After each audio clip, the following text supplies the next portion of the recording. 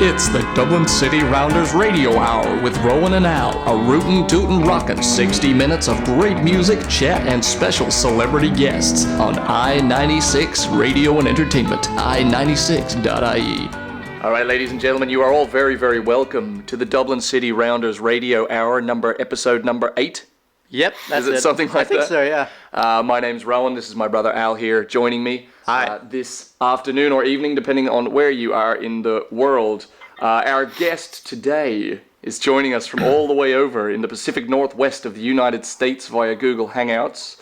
He is one of the most popular and prominent pipe and tobacco smoking YouTubers. He also makes some great firearm and video game Let's Play videos. It's an honor to have him with us today. His name is Bradley, and he's better known for his YouTube stuff and things. Thank you so much for joining us today, Bradley.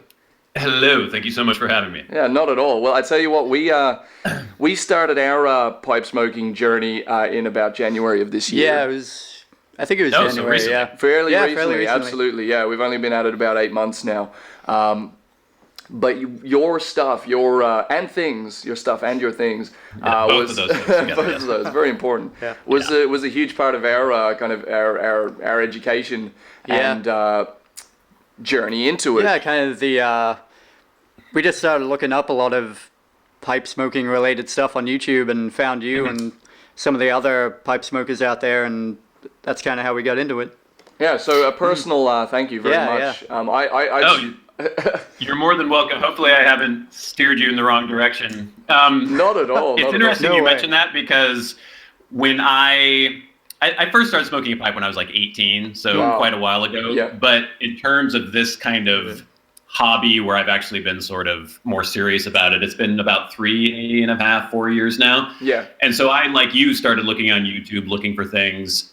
And there were kind of some older videos and stuff, but nothing that seemed like it was very consistent throughout. Yeah. And so when I started making these videos, it was kind of weird when people started coming back to me and telling me that, I would see something I had said showing up on someone else's video, and I was like, was that actually true? Because now they're quoting me, and it's out there, and it's kind of funny because I didn't really think that it would get to that point where people are actually like doing what I tell them to do, which is cool, I guess. But hopefully it worked out for you. Oh, it did, big time. And I think that's one of the funny things, particularly about the whole pipe smoking world and the pipe smoking hobby is, particularly when we were starting out into it, there just seemed to be so much almost conflicting information in terms of how to pack a pipe, how to light a pipe, how to smoke a pipe. Yeah, so what many pipe people are better. So many people saying like you can only do this way, or like you have to use matches to light a pipe, or like. And I think the one thing that that you kind of find, particularly when you start doing it yourself, is there's almost no right way for a lot of it. Do you know what I mean? It's really personal preference. But what and I think pipe smoking sort of lends itself to people who are kind of pedantic and elitism kind of thing. Yeah. A little bit. And so people, and also because it is such a niche hobby that not a lot of people are into, I think people like to set themselves apart by saying that there is this rote way of doing things. This is the right way. This is the secret handshake, I guess. But just like anything else, if you look back, people who used to smoke a pipe back in the day before YouTube, before the internet, a lot of those guys were just cram it full, light it up. There was no technique really going on, and you just sort of trial and error. Yeah. But it is helpful to have some sort of guideline, I guess, when you're just starting out. So yeah, totally. Did you ever? I think Al was saying you recently got a. Did you get a tin of the brown number 4? Yeah, I saw that review. I still have that review. Oh yeah.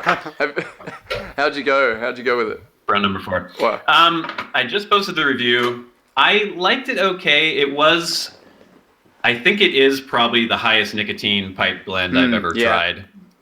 It's right up there. There's other blends that I've had, like Irish Flake. Peterson Irish Flake is pretty strong, but it's one of my favorites. Yeah. But it's not so much that you don't have to plan ahead when you smoke it. You can smoke it and you'll be like, oh, I get a little buzz. But this brown number 4, you definitely you have to have a full stomach. You shouldn't do it in the morning. You should have a cot near you in case you have to just sort of lay down. It's pretty strong stuff, and I have a pretty high tolerance for nicotine. So We recently You've been warned. we recently finished off a tin of the Gar with Black Double X, and that was same deal, like really high up there in the nicotine.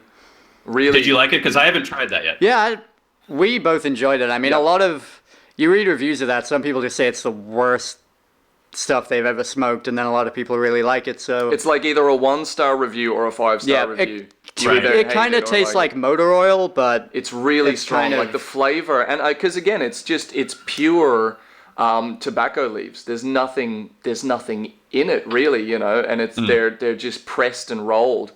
And I think the brown, we haven't tried the brown. Steamed, I think, as well with the black. The brown one is even less processed than the black one.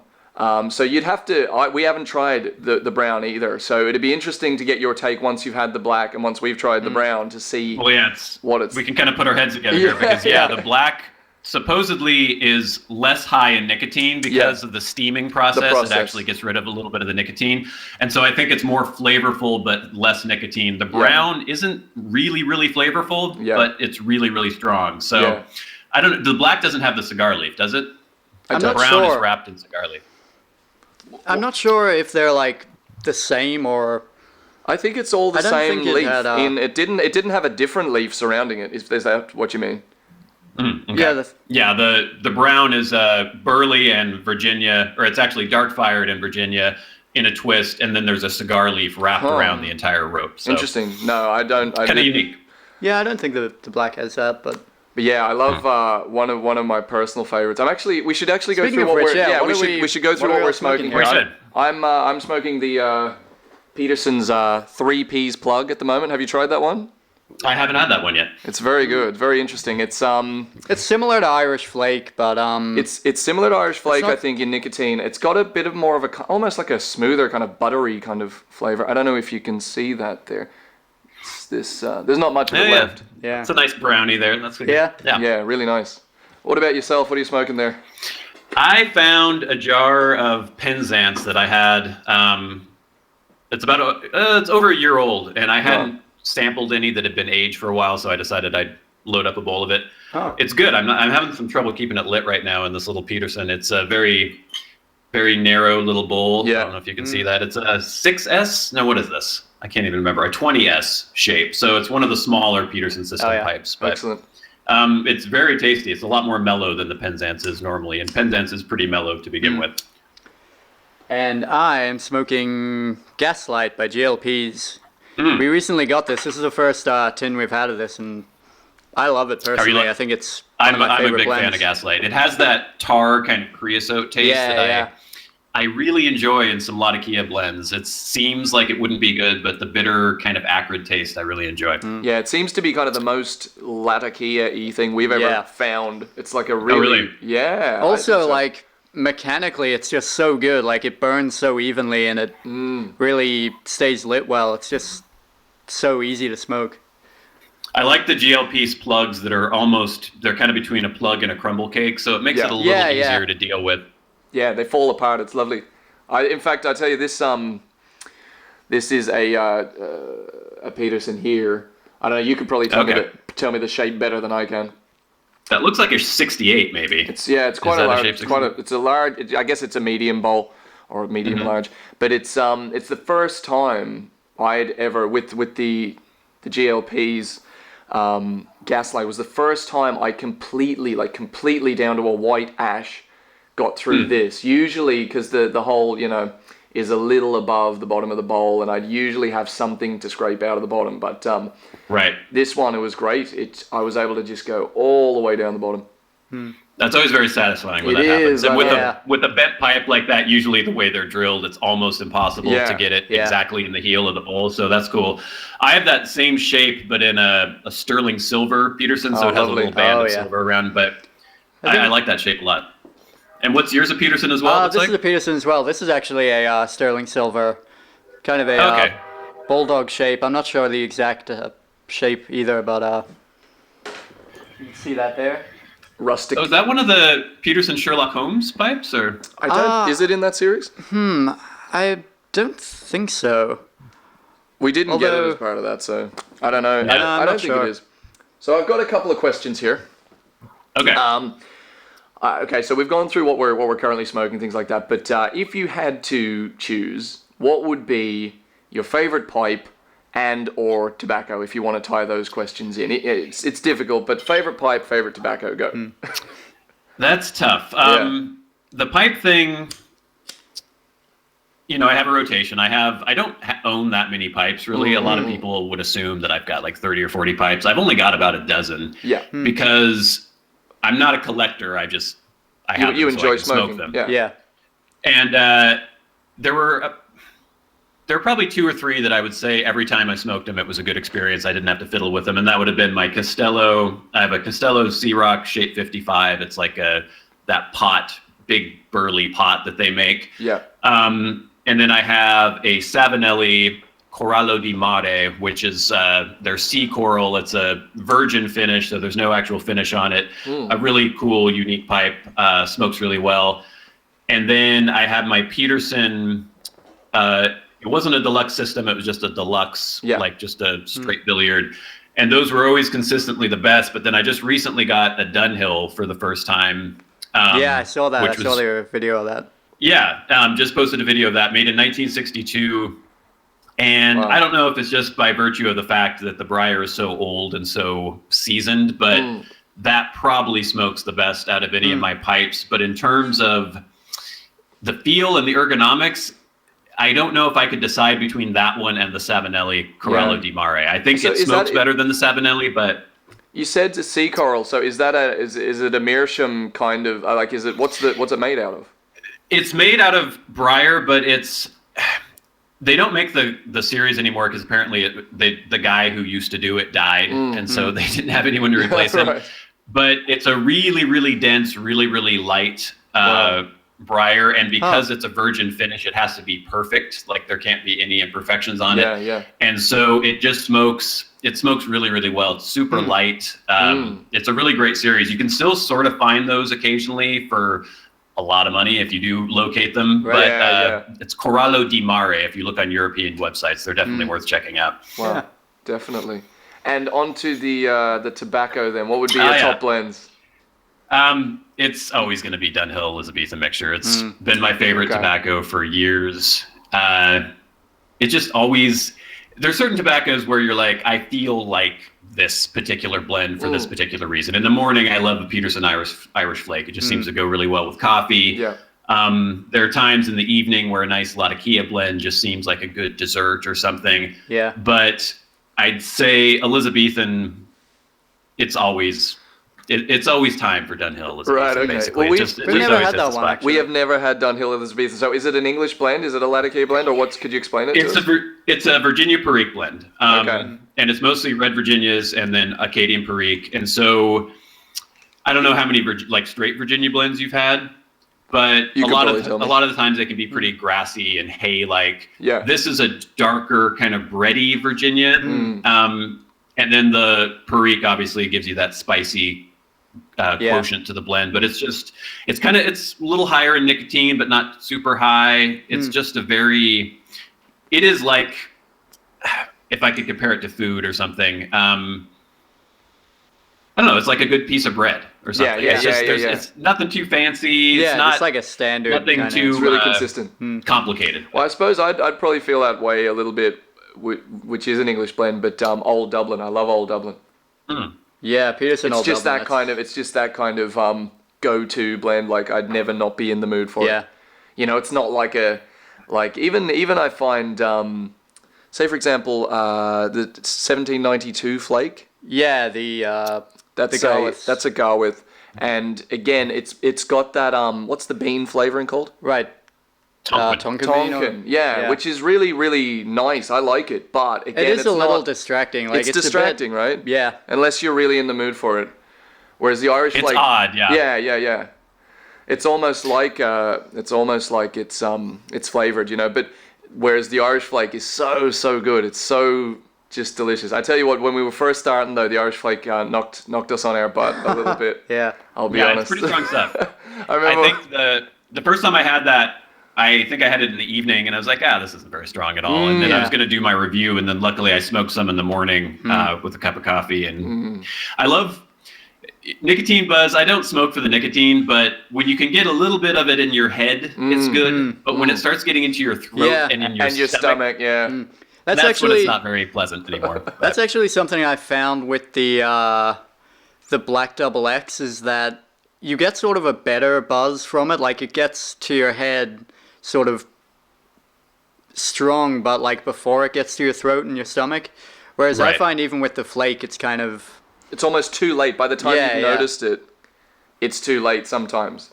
Sometimes, yeah, it'll sneak up on you. Yeah. The Brown number 4, when I recorded the review for it, I don't know, I probably had smoked about half the bowl by the time I was doing the review. Right. And it was fine. Like, I was like, okay, this is pretty strong. And then within the review, I was talking about how strong it was. But then I did my Sunday smoke after recording the Brown number 4, which is another, weekly video series I do on the channel. And I was still smoking it. And I'd gotten to the end of the bowl by that point and almost had trouble finishing the Sunday smoke because I was head spinning. I was almost nauseous. Like, it was pretty strong. I remember one of the first times with the Irish Flake. No, you know what happened? What? We were watching. We were watching the James Bond films. Spectre, or the one after? Yeah, Spectre. That's the latest one. The newest one, right? Yeah. Yeah. And of course, we were at home. We were watching it on the computer, and I had packed a full bowl. Same. I don't think it was this pipe. I think it was one of my Missouri Meerschaum cob pipes. There you go. And I packed it full all the way to the top, and I probably wasn't as nicotine, what would you call it? I was resilient as I am now. And I just lost track of time. I just completely lost track of time. Watching the film, I spent about an hour smoking this bowl all the way down to the bottom. And I just remember I went to get up to go to the bathroom or something, and I could barely move. Have you ever had that where you just feel like, oh my God, my limbs are just asleep, And then I did I was fine, but I got a little queasy and had to get through it. Yeah, I don't know if I've been that bad since. I think the first time I ever smoked any sort of tobacco, I was when my friends and I turned 18, we're like, all right, we're 18, so we're gonna go get some tobacco. So we got pipes and we got tobacco, and we were actually rolling cigarettes with pipe tobacco and inhaling it and smoking. We didn't know what the hell we were doing. Yeah. And I remember the first nicotine buzz I ever got. I felt higher than I have ever felt taking any substance since. Room spinning, head. I felt like I was floating around. I felt like I was going to throw up. And any drug, not that I've taken a lot of drugs in my life, but anything I've ever had since then has never, I don't think, ever affected me as much as that first really heavy nicotine buzz. Well, and that's the thing. I've talked to a few people, even one friend of ours who, when he was younger, he tried smoking the pipe, and if you're not careful, it does turn some people off it. Yeah. Who naturally might enjoy it if they stuck with it. And I think you do have to be a little bit careful if you're starting. Now, I smoked cigarettes for 9 years before the pipe, and then I quit smoking cigarettes, and then I took up the pipe a couple of years later. And so I was kind of used to it and getting into it. Now I'd smoked a couple of cigars and things like that. But if it does, I have talked to people whose experience is, I tried the pipe, I turned green, I felt sick, and I never touched it since. So I think it's something that's... It is something, I mean, there's a lot of things about pipe smoking that make it something you have to stick with for a while before it's even good. I mean, enjoyable, yeah. When you first start smoking a pipe, trying to keep it lit, trying to, pack it properly, it's not something you can just pick up and go with. You have to consciously make an effort to I'm going to smoke a pipe for that is a good while, point. Yeah, and because it's worth it. It's not that it's a skill, but there is. Yeah, it's not like a cigarette. You just light it and you suck on it. There's actually a little bit more to smoking a pipe, and that first huge nicotine buzz is only the first time. It really is. Kind of the funny thing. It is. Yeah. So if you can convince people to get past that. Yeah. Yeah. So what would you recommend as a seasoned pipe smoker to anyone who's interested in taking up the hobby? What would be the first step? It's hard. A lot of people always ask me that question, what tobacco should I buy? Especially when they're first starting out. It's really, really hard to say what people are going to like. I think, by the way, a train is about to come by, so you're going to hear something very loud in a minute. I do recommend that people don't start with an aromatic because I think that colors your perception of pipe smoking too much. And you should start with pure tobacco just to see how you feel about it. And I would say either kind of an innocuous Virginia blend. Yeah. Or maybe something with a little Latakia, because I think some people, especially when they're first starting out, they don't think that a Virginia blend has very much flavor. Exactly, even though they can have a lot of flavor. You just have to sort of get used to it. Yeah, it takes a while. So maybe, it's kind of to develop the appreciation. Okay, here we go. I don't know if you can hear this yet. We can hear it. I'd say maybe just a milder Latakia blend, because it will be flavorful, but it won't be too strong for people who are just starting out. Like I just reviewed, what did I just review? Chelsea Morning by GLPs is a good one, if you're an American listener. And then in Europe, maybe something like just Dunhill Standard Mixture is just a really basic Latakia blend, but it's flavorful, but not too flavorful. You know, another good one in that line would be Squadron Leader. Yeah. Have you ever had Squadron Leader? Yeah, another really good. Because it's not as, I don't find it as strong nicotine-wise, say, as Old Dublin, but it burns really well. It's not, you're not going to be lighting it all day and that kind of stuff as well. What do you guys have available over there? Do you have many of the American blends at all? Or The Peterson store here does have like 3 or 4 of the GLP's blends. I'm pretty sure those are the only ones from the States that they get. Then they have most of the Garwith and obviously all of the Peterson blends. Yeah. Right. So then there's you don't get McClelland and things like that, really? No, we'd have to order those, which is something we're looking into. This is something I wanted to ask you as well. When you ordered, do you order a lot of your stuff online? Pretty much exclusively, yeah. Yeah, of course.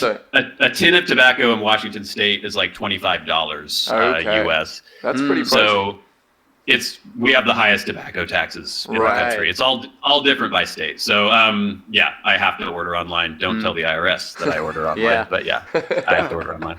Yeah. If you guys are ordering from America, try 4 Noggins. Yeah. Apparently they are good shipping internationally. I won't say avoiding taxes, but they're good at seeming as though the package is perhaps maybe not what it is. Yeah. So you've heard anyway. I've heard. I have never had to order. Well, I have ordered from them, but I don't live internationally, so I don't worry about customs. That is the danger, is getting bit on the back end, as it were. But the handy thing is, we literally live about 10 minutes down the road from the Peterson shop. And we have a good relationship with the guys in there, and they order different things. So if we talk to them, we might even be able to get order different things. In fact, last week on the show we had a guest who's he's a folk musician in Ireland, but his name's Tennant, and for a period of time, I think it was in the 1960s, his last name's Tennant. Peterson apparently was having some financial trouble, and his family's company went into business with him, and for a period of time they were called the Peterson Tennant Company, and he's got all these old pipes that are from that period. It's just really interesting. I had never heard that, because I know originally it was Cap and Peterson. I had never heard the Tennant era. That's cool. That's really cool to know. But he actually brought over loads of these pipes that he's had just laying in his attic for ages, and he showed us these, and they were amazing. There was some really interesting ones, with carved faces and stuff. And there was one that was a kind of telescopic. Was it stainless? It was either stainless steel or silver or something, but it was a telescopic metal pipe. Yeah, it was weird. That went kind of up. Yeah, no, the whole thing was you actually put it in the top. It had a tiny bowl. The bowl was metal as well. It's bizarre. Very That's bizarre. Interesting. Yeah. I have to ask the question. You guys, you live in Dublin. What accent are you? You do not sound Irish at all. This is confusing me. To be I'm sure, an American, I can't figure this out. Well, we're brothers, and our dad's from Dublin, and we've lived probably most of our life in Dublin, but our mother's from Australia, and we've lived a good many years over in Australia. Yeah, we grew up a lot in Australia, and we've been back and forth, so yeah. Yeah, so we've got a bit of a weird there's a little bit of Australian there, because that was whenever, throwing me off completely. Whenever we're here, we're like an American to figure that out. Yeah. Whenever we're here, we're like just the Australian guys, and when we're in Australia, we sound Irish. We're the Irish guys. The Irish guys. Yeah. Yeah, So- it's funny. To me, you probably sound more Australian than Irish. But I don't know. Yeah. I Oh, we think we do. do. We do. Unfortunately, I think because we spent that kind of childhood period in Australia, so you keep the twang, as Yeah. it were. So Oh, there you go. You got the sirens going on there now. Yeah, exactly. It's Crime They're City. on to Dublin. us. Do this. They're after us for taxes from ordering online. So I wanted to ask you. Oh yeah, well there was something I wanted to ask you quickly. You were saying one of the pipes you had is something. What was it, a 1962 pipe? Yeah.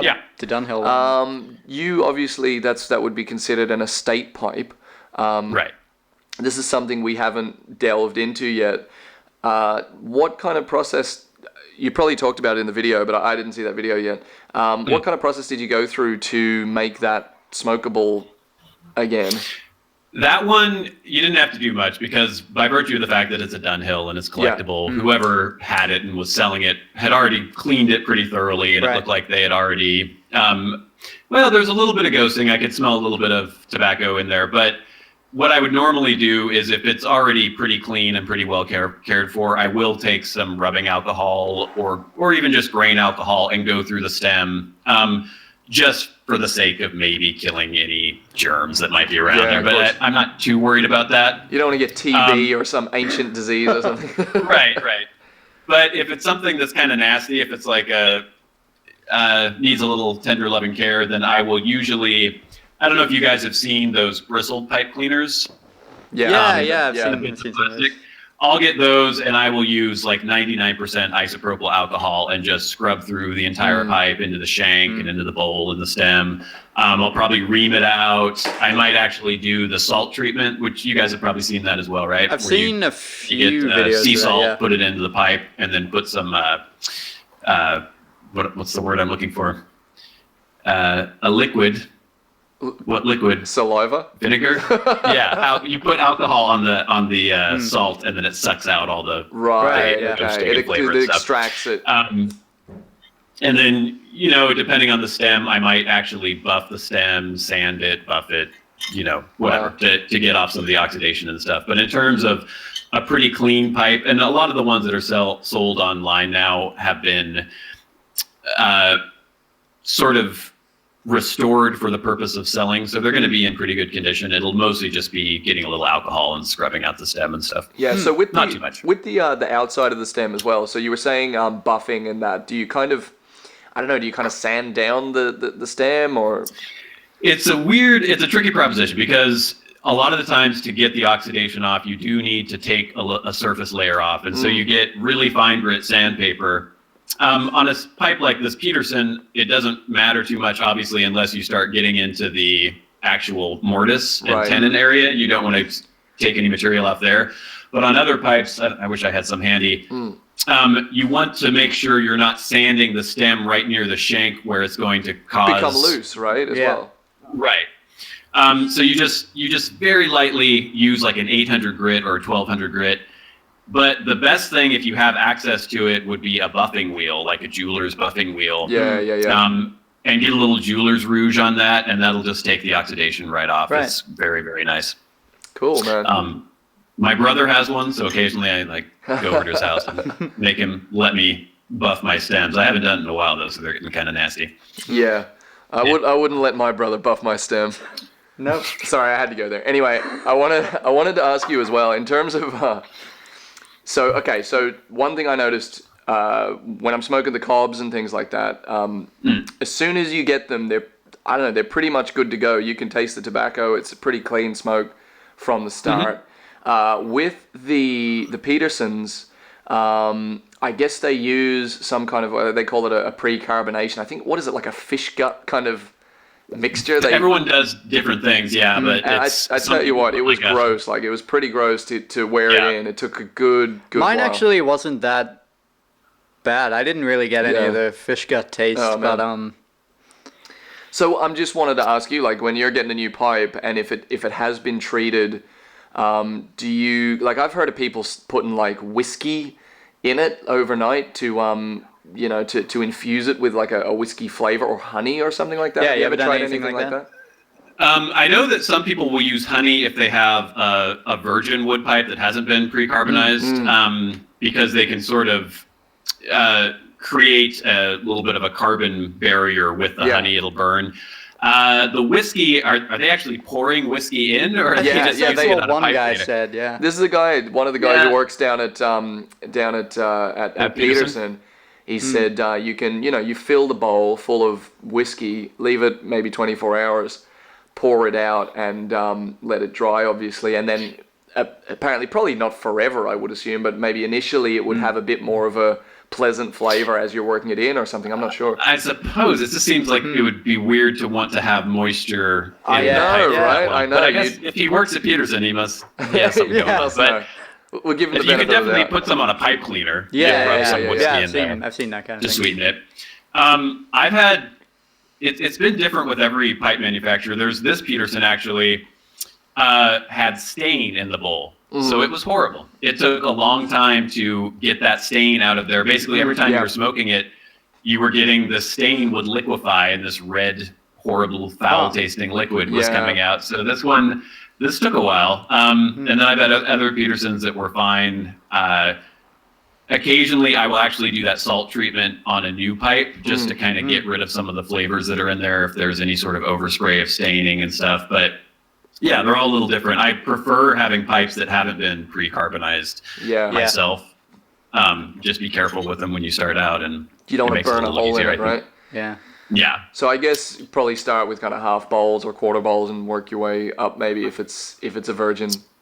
Right, because the point of that is to try to get a little bit of cake in the heel first. And if you're most people when they smoke a pipe and they load it all the way, they never really get down to the heel. It seems like. No, exactly. Or it can take a long, long time, and you don't get that evenness. Yeah, and by the time you're smoking down to the heel, it can get so hot, and you'll have such a hot coal that if you have that unprotected wood down there, it could be dangerous. It could be dangerous. I like the sound of that. Explode in your mouth. So besides the pipe smoking, what kind of other hobbies are you into? What do you like? What do you do in your spare time when you're not smoking the pipe? It changes all the time. I'm one of those people who's constantly into something, and I'll suck everything I can out of it, and then I might move on to something else, and I'll still always have a little bit of that there.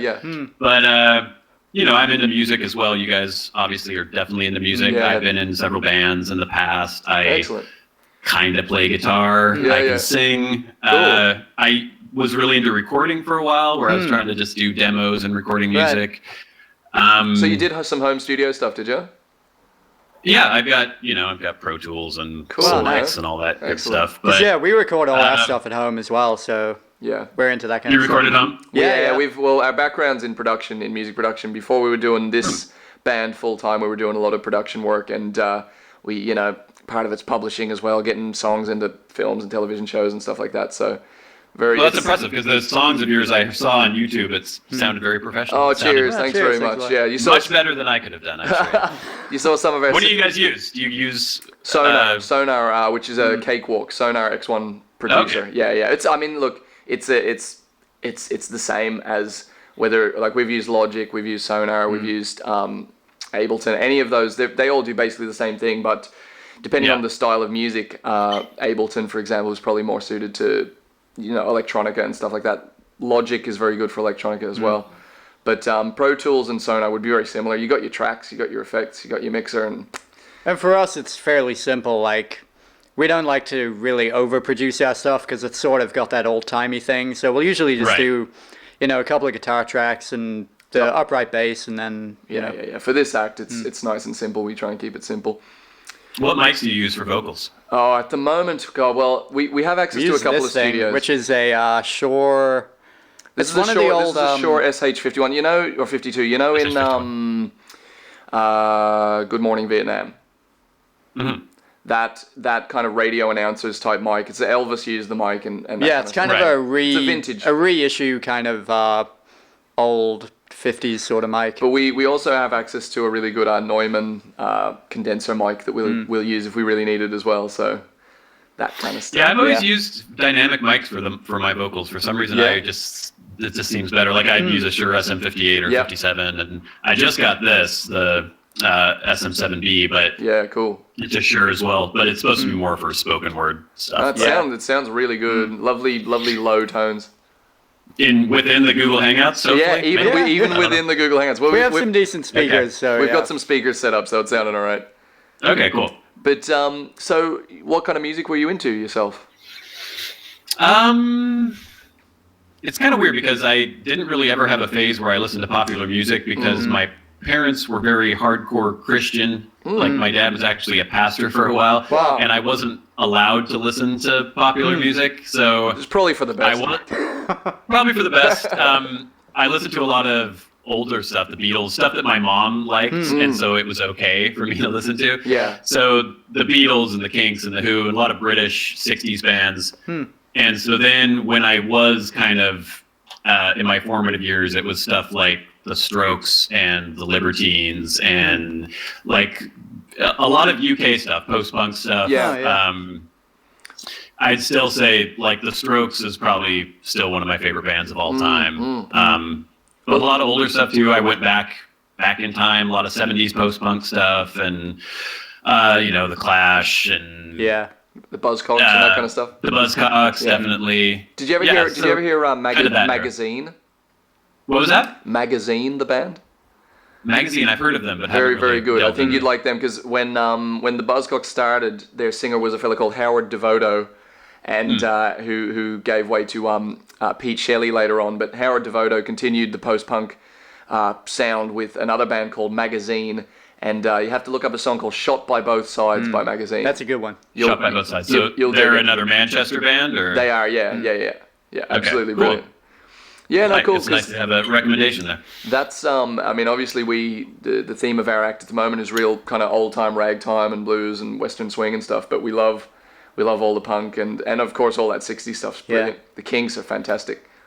How did you get into that kind of American aesthetic of the old folk music or ragtime and stuff? Well, it was mainly our dad. Our dad is a huge influence on us. We work very closely together with him. He's been in music for many, many years, and basically he wanted to record a solo album of his own stuff in a kind of alt country style.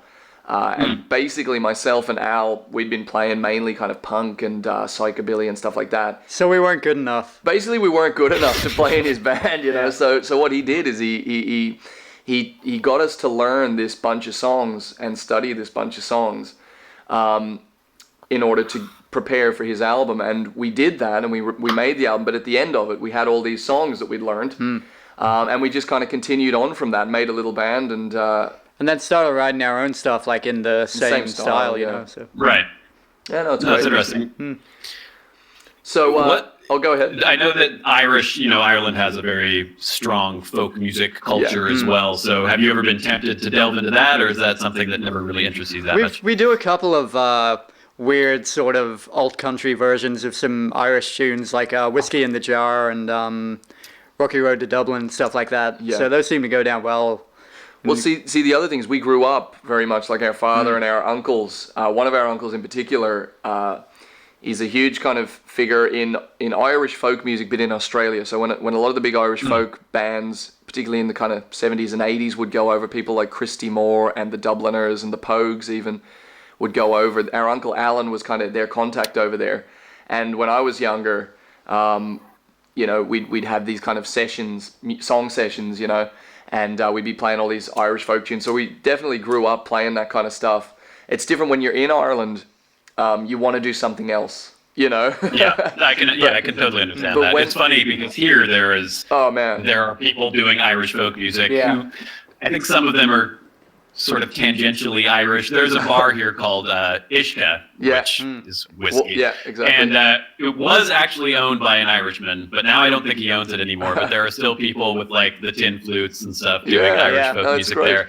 One or two of them might actually be from Dublin or, somewhere from Ireland. But it's kind of funny. Americans love to grab onto things. I know. We see it here all the time. It's great though. But, you know, when we'll be somewhere else, you know, if we're in Germany or something, it's so good to be Irish because the beer just keeps flowing. It's just free. If you have a guitar and you're Irish, there's these like German guys who've really studied the Irish music and they're like amazing at playing this stuff, and But if you're Irish, if you can play a half decent Irish tune, like they're just amazed. Right. Yeah. They're just so stoked to have someone who's Irish there. So we just play it up, To be sure. Well, I mean, there's the whole St. Patrick's Day thing here. Some holidays that we celebrate that you guys don't even bother with. Like, I know. Well, it's so funny because like now St. Patrick's Day is a lot bigger. Like when I was maybe 8 years old, St. Patrick's Day was like a tiny little parade, and no one really gave too much of a crap. And it was mainly about bringing the kids out and whatever. But now it's insane. Now it's a war zone. Like if you go out into town on St. Patrick's Day, you're lucky to get home alive. Like there's crazy fights. And I apologize for the fact that America made that more popular. Yeah. Thanks, guys. Is that our fault? Because it's just a bunch of amateurs getting drunk on St. Patrick's Pretty Day. much. That's all it is. It's good And for they all us though, pretend they're Irish, but we play music, so like the more drunk people there are to dance to music, the better. So like we got a good few gigs out of it. We actually make about half our year's money nearly over that St. Patrick's Day kind of Oh, week. there you go. So Okay, take it back. I don't apologize. No. It's all good. Personally, as musicians, thank you very much. Culturally, You're everyone welcome. else is kind of. It's my doing completely. I avoid every drinking holiday. Like we have, this is the other thing. Cinco de Mayo is celebrated in the U.S. We're not Mexican. There are plenty of Hispanic people here, obviously, but it's just another excuse for idiots to get completely wasted. Yeah, absolutely. I'm not even sure Cinco de Mayo wasn't even. People think it's Mexican independence, but it's not. I can't remember exactly what I've heard it is. it's something else, but no one really. No one cares once the beer no one starts. cares. Like, No. You see, we're not huge drinkers either, and it's kind of funny because we play live music kind of 4 or 5 nights a week, and we don't drink when we play. We don't drink at shows. We drink, on a night Good off. policy. Yeah, absolutely. Because when you're doing it full time, I mean, like. well, we'd be total alcoholics. But also, like, people think live music's just about getting up on stage and playing songs, but you got to carry stuff. You got to deal with There's electricity. Oh, yeah. And liquid and like. It's actually pretty dangerous. And money and business. I mean, like last night, for example, we were playing at a. I guess, is this big over in America? The whole craft beer, craft brewery kind of thing. Is that? Oh yes, very much so. So it's huge here at the moment, and we happen to be good friends with a couple of the breweries, and we had a show last night where they hired us to play some music at one of the local breweries, and again, like the beer was literally free, but you got to be really, really disciplined and make sure, like you've got to take. It's almost once everyone's drunk, you're the grown up, and you've got to take care of these people and make sure they. I think our stage light got kicked over about 7 times last night. It's still alive. But there was some twerking, there was some crazy dancing. It was wild. But they did let us bring back as much beer as we wanted, so we have like 24 bottles of this great craft beer like in the fridge now. So we'll be sort of. This is another thing we do. I don't know if you've ever gotten into it at all. I know you like you play a lot of video games yourself, but did you ever do tabletop like Dungeons and Dragons or role playing games? And there was a brief period in like middle school where we were trying to play one of those like Star Wars games with like a pen and paper thing, but didn't really delve into it very much. This is something we do about once a month. We have a few friends, and this is when we drink our beer. We have a few beers and delve into some Dungeons and Dragons. It's really funny. It's really I played computer games based on the Dungeons and Dragons rules. Baldur's Gate and stuff like that. The old Baldur's Gate and stuff, the BioWare games. Yeah, those are great. When I was a little kid and in church, people would constantly talk about. There was this period in the 90s where I guess Christians thought that if you played Dungeons and Dragons, you would become possessed by a demon. Or something like that. Yeah. And so we would hear these stories all the time, and to me, I would hear Dungeons and Dragons. Oh my God, that is the most evil thing in the entire world is witches and demons. And so when I got older and I was playing Baldur's Gate, and then I was like, oh yeah, this is based on the dungeon. This is fine. Ouija boards. I was deathly afraid of Ouija boards as a child. Yeah. I thought I would like die immediately if I played with them. So that's kind of the warped things that happened to me as a child. Yeah. Well, I tell you, I mean, in terms of kind of the, certainly in terms of the symbology and lore and all the stuff that makes up those, makes up the foundation of those games is quite, it's fairly satanic and arcane. But we haven't been possessed yet. I don't think so. Well, that's good. We'll be fine. Keep me updated on that. Let me know if you get possessed. the idea that magic is like inherently evil, of fantasy magic, it's just it's ridiculous. Yeah, I remember my mom was really angry, or not. No, I guess she was okay with the Harry Potter books, but she was telling me that other people in her church were forbidding their children from reading Harry Potter. It's just, come on, it's ridiculous. Yeah, I think you got other better reasons not to read Harry Potter, maybe. But Yeah. Exactly. I don't think you need to delve too deep into that one. Now listen, I think we are coming up on time for our just show. about. Unfortunately, we could chat to you literally all night long. Fascinating. Yeah, it's been fun. really fun. It's Yeah, great really good, because, like I said, you were a huge part of our introduction to pipe smoking and where life is now, man. It's a game changer. It's great. I just find it so kind of meditative and calming. oh, definitely. And I'll get another check from the big tobacco companies now that I've got 2 more on there. Excellent. Send some of that our way. And that's the thing about pipe smoking that I love is, and I, like you, smoked cigarettes for a while as well. Yeah. And to me, it became this thing where I just didn't even know why I was doing it anymore. I didn't think about it. I was just doing it. And with a pipe, it's meditative, it's contemplative, it's relaxing, it's the whole ritual. Yeah. And you can take it or leave it. I might not do it for a day or 2, 3 days, depending on what's going on, and I don't crave it. But when I do it, I like it, and I'm present while I'm doing it. It's not something that I'm just doing in the background, Yeah, well, I find because I even smoked the rolled cigarettes, but something that works in favor of pipe smoking and it not becoming this kind of consuming thing is because it does require kind of time and care to do it. It's not like you can just whip one out and chug it down, and that makes it something that is more of it's more of a deliberate relaxation, a bit more of a hobby than just a vice, as it were, Right, you're not going to go off on your 5-minute break from work and quickly load a pipe behind the.